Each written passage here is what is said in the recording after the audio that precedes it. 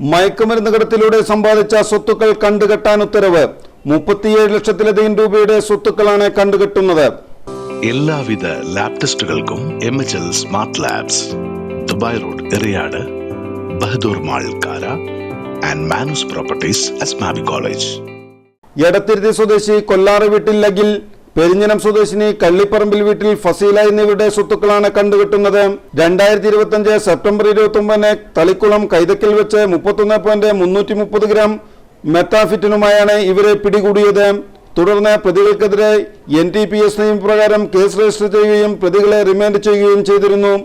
അഖിലിനും ഫസീലയ്ക്കും സ്ഥിരമായ വരുമാന മാർഗങ്ങളൊന്നുമില്ലെന്നും ലഹരിമരുന്ന് കടത്തിലൂടെ ലഭിച്ച അനധികൃത വരുമാനം ഉപയോഗിച്ച് സ്ഥാവര ജംഗമ സ്വത്തുക്കൾ സമ്പാദിച്ചതായും കണ്ടെത്തി.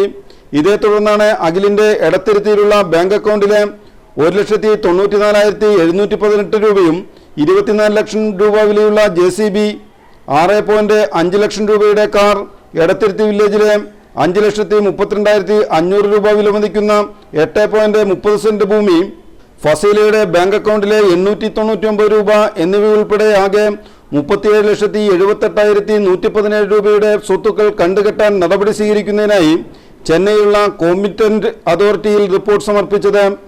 NTPS നിയമപ്രകാരം 10 വർഷമോ അതിലധികമോ ശിക്ഷ ലഭിക്കാവുന്ന കുറ്റങ്ങളിൽ ഏർപ്പെടുന്നവരുടെയും അവരുടെ സഹായികളുടെയും ബന്ധുക്കളുടെയും പേരിൽ ലഹരിമരുന്ന് പണം ഉപയോഗിച്ച് വാങ്ങിയ സ്വത്തുക്കൾ കണ്ടുകെട്ടാൻ വ്യവസ്ഥയുണ്ട്.